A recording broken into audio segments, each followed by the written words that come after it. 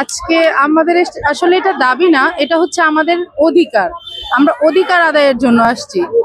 এখন আমরা এই 22 দিন যাবত রাজপথে বসে বসে মার খাচ্ছি, জলকামান খাচ্ছি রোদের মধ্যে, সামাজিক, মানসিক এবং আর্থিকভাবে লাঞ্ছিত হচ্ছি। আমাদের দাবি একটাই, আমরা আমাদের যোগদান চাই। আমরা প্রাথমিকের 3য় ধাপের সুপারিশ প্রাপ্ত। আপনারা হয়তো জানেন যে গত 6 তারিখে আদালত থেকে একটি প্রহসনমূলক রায় দেওয়া হয়েছে হাইকোর্ট থেকে। আমাদের এই 6531 জনকে এই সরকার ডক্টর মোহাম্মদ ইউনূস স্যারের সরকার আমাদেরকে সুপারিশ প্রাপ্ত করেছিল। আমরা ঢাকা ও চট্টগ্রাম বিভাগের 6531 জন প্রাইমারি 3য় ধাপে চূড়ান্তভাবে সুপারিশপ্রাপ্ত হই।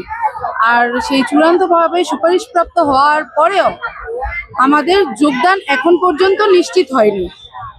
আর আমাদের যে চূড়ান্তভাবে সুপারিশপ্রাপ্ত করা হয়েছে সেটা বর্তমান সরকার করেছে, এবং আইন মন্ত্রণালয়, জনপ্রশাসন মন্ত্রণালয় এবং প্রাথমিক ও গণশিক্ষা মন্ত্রণালয়, 3টা মন্ত্রণালয়ের অনুমতি এবং সম্মতিতে, এমনকি আইনি যত জটিলতা ছিল সব কিছু পরিহার করেই আমাদের নিয়োগ প্রক্রিয়াটা সম্পূর্ণ করেছিল আমাদের প্রাথমিক শিক্ষা অধিদপ্তর।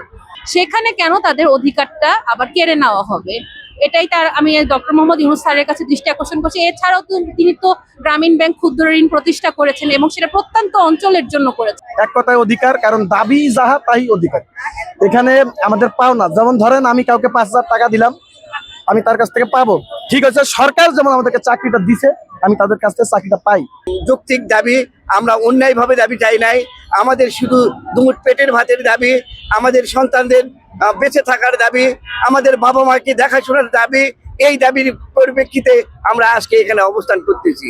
তাই আমি আপনাদের মাধ্যম দিয়ে ডক্টর মোহাম্মদ ইউনূস, উনি শান্তিতে নবল বিজয়ী, আমাদের এই অবস্থানের কথা সে শুনুক এবং জানুক এবং দেখুক, প্রতিনিধি দিয়ে যারা যাচাই বাছাই করে দেখুক যে আমরা কোন অবস্থানে আছি। আমরা জীবন দেব এইভাবে লাঞ্ছিত, বঞ্চিত, অপমানিত হয়ে, রোগে শোকে দিনে দিনে ধুকে ধুকে মরাচ্ছে। আজকে রাস্তায় শিক্ষকরা মরবে। এই বাংলাদেশ বিশ্বের বুকে কলঙ্কিত হবে যাদের জন্য তারা আজকে এই সরকারি জায়গায় বসে আছে। এই বিশ্বের বুকে কলঙ্কিত হবে, শিক্ষক আত্মহত্যা দিবে, জীবন দিবে রাস্তায় ভাতের জন্য, ডালের জন্য। আমাদের দাবি যদি না মানা হয় তা আমরা এখানে মৃত্যুবরণ করবো, তবুও ঘরে ফিরে যাব না। আমরা অনশন দেব, তাও যদি না মানা হয় তবে আমরা মৃত্যুবরণ করবো, তবু এখান থেকে মাঠ ছেড়ে যাব না।